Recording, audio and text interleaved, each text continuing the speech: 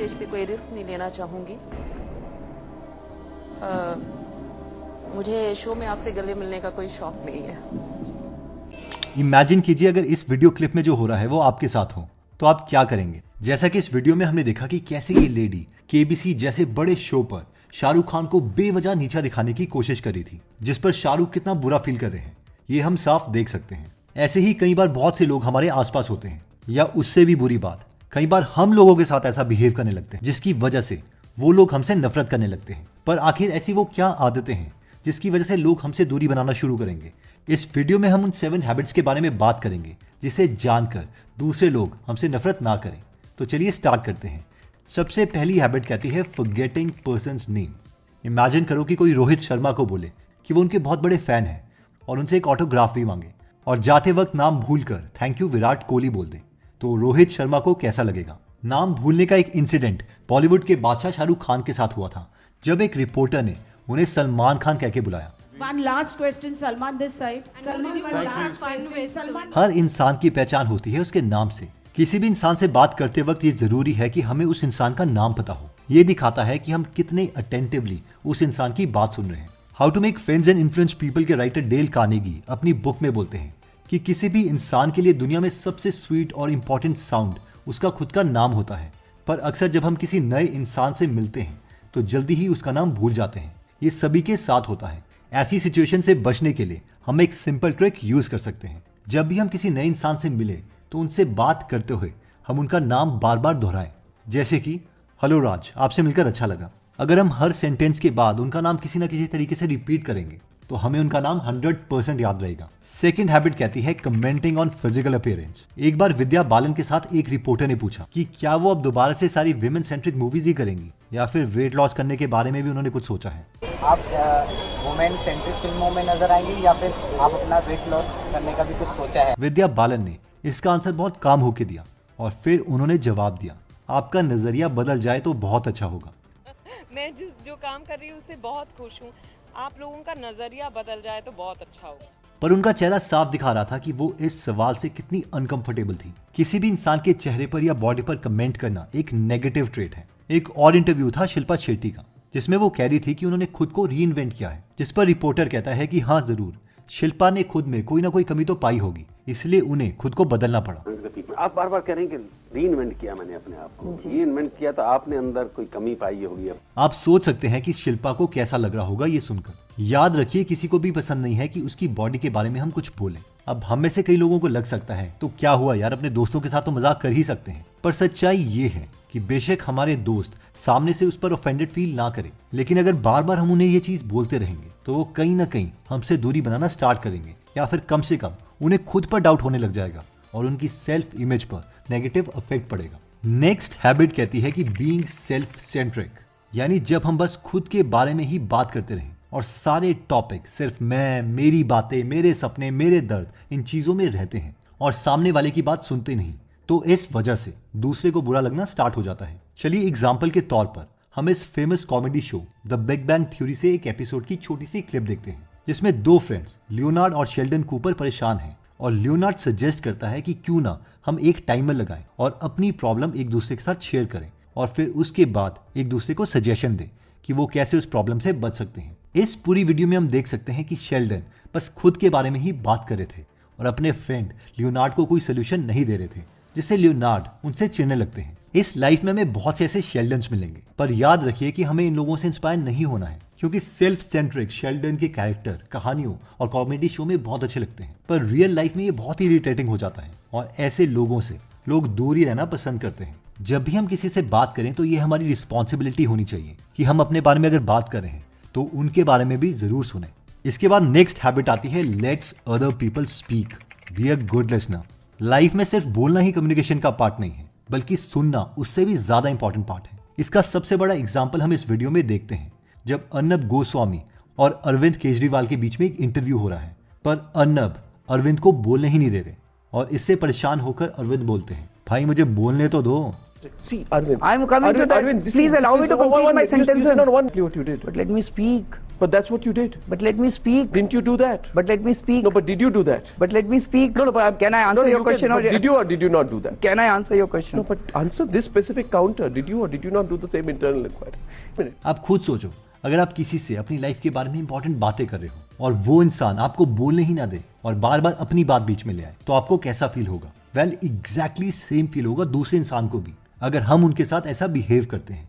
एक अच्छे लिसनर होने से हम सामने वाले को उनकी बातें सुनकर ये दिखाते हैं कि हम उनकी बातों की भी इक्वली रिस्पेक्ट करते हैं, और इससे हमारी पर्सनैलिटी में एक मैच्योरिटी भी दिखती है, साथ ही में सामने वाले का ट्रस्ट भी बढ़ता है। नेक्स्ट हैबिट कहती है कि एक्सेप्टिंग द रियलिटी। कॉन्वर्सेशंस में बस बोलने के अलावा अपनी आदतों में एक और चीज है जो हम सुधार सकते हैं, और वो ये है कि हम सिर्फ अपने को ही सबसे ज्यादा बेटर ना समझे और ये एक्सेप्ट करना स्टार्ट कर दे कि हमसे भी कई लोग बेटर हैं। ये समझने के लिए हम इस वीडियो में एग्जाम्पल देख सकते हैं कि साजिद नाडियावाला अपनी बनाई मूवी हिम्मत वाला को 1983 वाली हिम्मत वाला मूवी से बेटर बताते हैं। हिम्मत वाला के जो डायलॉग साजिद फराद ने लिखे हैं, वो डायलॉग्स शायद कादर खान साहब के हिम्मत वाला से थोड़े ऊपर है, जबकि इनकी खुद की ये मूवी फ्लॉप थी और इसमें IMDb रेटिंग 1.7 है। पर यहीं अगर हम दो वीडियोस देखते हैं, जिसमें पहली वीडियो है विराट कोहली की और दूसरी है मुकेश अंबानी की, तो हमें ये तो क्लियर हो जाएगा कि इन लोगों का पर्सपेक्टिव थोड़ा अलग है। देखिए, अगर विराट कोहली चाहते तो वो भी आसानी से कह सकते थे कि he is better than Sachin, और ये चीजें उनकी टीम के दो प्लेयर KL राहुल और हार्दिक पांड्या ने भी कॉफी विद करण में बोली है। विराट और Sachin the better batsman. Virat. और इवन विराट को यह भी पता है कि एक बार खुद सचिन ने बोला है कि विराट उनसे बेहतर निकलेंगे। Better cricket player, Sachin or Virat. How about having both of us in one team? पर फिर भी यहाँ विराट ने अपने आप को बेटर नहीं बताया और उन्होंने सचिन को रिस्पेक्ट दी। ऐसे इंसान से करते हो जिसकी वजह से मैंने क्रिकेट खेलना शुरू किया। स्किल लेवल में कोई मुकाबला ही नहीं है। He's the most complete batsman ever. कहाँ से कंपैरिजन हो सकता है? दूसरी वीडियो में हम सेम पैटर्न देख सकते हैं कि मुकेश अंबानी भी चाहते तो वो इंटरव्यू को करेक्ट नहीं कर सकते थे, ताकि ऑडियंस को लगता कि हाँ, शायद मुकेश अंबानी अपने को बड़ा समझते हैं, पर उन्हें पता है कि देश के प्रधानमंत्री ही सबसे पावरफुल पर्सनालिटी होते हैं। हमारे साथ देश के सबसे पावरफुल व्यक्ति है, नहीं नरेंद्र मोदी जी नहीं है हमारे साथ है मुकेश अंबानी जी। जब मैंने कहा कि सबसे पावरफुल या ताकतवर व्यक्ति हमारे साथ है, किस तरह से आप देखते हैं? आप मानते हैं? नहीं, मैं ये नहीं मानता हूँ, मैं आपको सीरियसली लेता नहीं।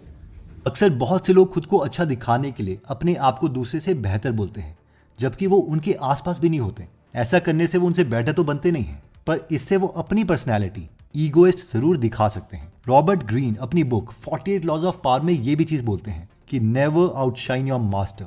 हम भले ही मेहनत करके बेटर हो सकते हैं, पर जो हमसे बेहतर ऑलरेडी था और जिससे हमने सब सीखा है, उसे हम अपने से बेटर बता सकते हैं। इससे हमारी सेल्फ रिस्पेक्ट नहीं गिरती, बल्कि ये चीज हमें हम्बल बनाती है। 48 लॉज ऑफ पावर में इस टॉपिक को और भी बेटर तरीके से समझाया गया है गीगल एप्लीकेशन में, जो कि एंड्रॉयड, iOS और वेब ऐप तीनों में अवेलेबल है। इसमें 1200 से ज्यादा बुक समरीज अवेलेबल है, हिंदी, इंग्लिश, बंगाली, तमिल और मराठी में। ये ऐप हमारी पूरी फैमिली की लर्निंग में हेल्प कर सकती है, तो इस ऐप को एक बार जरूर ट्राई कीजिए। इस ऐप का लिंक मैं डिस्क्रिप्शन और फर्स्ट कमेंट में दे दूंगा। नेक्स्ट हैबिट आती है एज। देखिए, एज किसी भी इंसान के लिए एक बहुत सेंसिटिव टॉपिक है, इररिस्पेक्टिव ऑफ देयर जेंडर। पूरी दुनिया भर में हजारों कंपनीज अपने प्रोडक्ट्स बेचती हैं कि वो दूसरे लोगों की एज को कम कर सकती हैं। हर किसी को स्वीट 16 रहने की इच्छा होती है, पर जब हम जानबूझकर इस इमोशन को किसी दूसरे में ट्रिगर करते हैं, तो इससे दूसरे को गुस्सा आएगा ही आएगा। और कुछ ऐसा ही हुआ था शाहरुख खान के साथ एक मूवी प्रमोशन में। इंटरव्यूअर ने जानबूझकर एक अच्छी बाइट पाने के चक्कर में शाहरुख खान को बोमन ईरानी से भी बड़ा बता दिया। You are the senior most over here and the producer. No, Boman is by far the senior most. Do you think Boman is younger than Shahrukh? Yeah. Shahrukh, could you please allow me if I ask Farah and then come back to you? बेटा जो करना है, तो बुड्ढा बोल दिया तूने, जो करना है कर तू। शाहरुख खान ने एज यूजुअल बहुत विटी तरीके से सिचुएशन को हैंडल किया, पर जानबूझ के किसी की एज को बीच में लाना या उन्हें उनकी एज से ज्यादा का बताना उन्हें जरूर बुरा लगाएगा। और कभी ना कभी हम भी ऐसा करके दूसरे को ऑफेंड कर देते हैं जब हम किसी को आंटी या अंकल करके एड्रेस करते हैं। नेक्स्ट हैबिट कहती है एग्रेशन। कभी कभी कुछ चीजों में हम या कोई भी एग्रेसिव हो जाता है, जिसकी वजह से दूसरे लोगों को बहुत बुरा लग सकता है। किसी को पसंद नहीं है कि कोई उन पर बिना वजह गुस्सा हो, क्योंकि इस दुनिया में बहुत सी ऐसी सिचुएशन आती हैं जब अगर उन्हें एक काम माइंड और पीस के साथ हैंडल किया जाए तो ज्यादा आसानी से हैंडल किया जा सकता है। एग्जाम्पल के तौर पर हम अगेन शाहरुख खान के इस इंटरव्यू को देखते हैं। ये इंटरव्यू है 2006 का, और पूरे इंटरव्यू में शाहरुख खान को बार बार एक टॉपिक के लिए कहा जा रहा है कि वो कब रिटायर होंगे। अब शाहरुख खान 40 साल के बाद क्या करना है, कुछ सोच रहे होंगे कि क्या करना है, या अभी भी लड़कियों के आगे पीछे भागना। और सोचिए अगर आप शाहरुख खान की जगह होते तो क्या करते। वेल, बहुत से लोग गुस्सा हो जाते और रूड होने लगते हैं, या शायद इससे भी ज्यादा कुछ और कर बैठते। पर शाहरुख खान ने इसे बहुत ही काम माइंड से टैकल किया। नहीं, अब तो लड़कियां पीछे पीछे भागेंगी। आपकी उम्र में लड़कियों के आगे पीछे भागना पड़ता है, मेरी उम्र में तो लड़कियां पीछे भागती हैं। बहुत बार डे टू डे लाइफ में ऐसा होता है कि हम जानबूझकर या फिर गलती से दूसरे के सेंसिटिव पॉइंट को छेड़ने लगते हैं, जिसकी वजह से उन्हें गुस्सा आ जाता है। डे टू डे लाइफ में कई बार हम एग्रेसिव हो जाते हैं और इस एग्रेशन की वजह से बहुत बार ऐसा हो सकता है कि अच्छे रिश्ते भी टूट जाएं। इसके बाद नेक्स्ट हैबिट है bonus habit, habit number 8, which says not respecting the boundaries। इंसान कभी कभी आपस में बहुत क्लोज हो जाते हैं, चाहे वो प्रोफेशनल रिलेशन हो या फिर फ्रेंडशिप हो, लेकिन हर रिश्ते में एक बाउंड्री होती है जिसे हमें कभी भी क्रॉस नहीं करना चाहिए। इसे समझने के लिए हम सनी लियोनी का एक इंटरव्यू देखते हैं। इसे तब शूट किया गया था जब वो एडल्ट इंडस्ट्री छोड़ के बॉलीवुड इंडस्ट्री में नई आई थी, और इस इंटरव्यू में इंटरव्यूअर बार बार उनके पास्ट को वापस लाके उन्हें क्वेश्चंस पूछ रहे थे। You know, there are many Indian, not just housewives, there are, let me put it this way, many Indian married women who look at Sunny Leone as a threat towards their husbands, and they believe that their husbands are all going to be taken away by Sunny Leone. और बहुत देर बाद interview ने ये तक कह दिया कि बड़े एक्टर्स जैसे कि आमिर खान आपके साथ कभी काम नहीं करेंगे। You think that Amir Khan would ever work with you? Probably not. Why? Because of my background. And would you want to work with Amir Khan? Of course, who wouldn't? So you would want to work with Amir, but Amir would not want to work well, with I have no idea. You have to ask him. हालांकि बाद में आमिर खान ने कहा था कि वो जरूर Sunny Leone के साथ मूवी करेंगे। उन्होंने कहा नहीं, लेकिन आमिर खान तो नहीं करेंगे आपके साथ काम। तो उन्होंने कहा नहीं करेंगे शायद। तो मुझे बड़ा बुरा लगा रजत जी ये सुन के कि एक आदमी किसी को इंसल्ट कर रहा है, और वो तो मैंने फौरन ट्वीट किया कि नहीं, मैं बिल्कुल काम करूंगा आपसे, आप क्यों उसकी बातों में आ रही हैं। पर इस इंटरव्यू में होस्ट ने सारी बाउंड्रीज क्रॉस कर दी थी, जिसने सनी लियोनी को अनकंफर्टेबल कर दिया था। हर किसी की लाइफ में कुछ ऐसे पॉइंट्स होते हैं जिनको लेके वो सेंसिटिव होते हैं और उन्हें ट्रिगर नहीं करना चाहिए, क्योंकि ये चीजें कई बार सामने वाले को इमोशनली और इवन मेंटली काफी परेशान कर देती हैं, जिस वजह से वो उस दूसरे इंसान से नफरत करने लगते हैं। चाहे कोई भी रिश्ता कितना भी गहरा क्यों ना हो, हमेशा उस रिश्ते की बाउंड्रीज होनी चाहिए और उन्हें कभी क्रॉस नहीं करना चाहिए। तो दोस्तों, ये 8 पॉइंट्स हैं जो हमने इस वीडियो में देखे। आप चाहें तो इसका स्क्रीनशॉट ले सकते हैं, और हाँ, गीगल ऐप का लिंक हम डिस्क्रिप्शन और फर्स्ट कमेंट में दे देंगे। जय हिंद।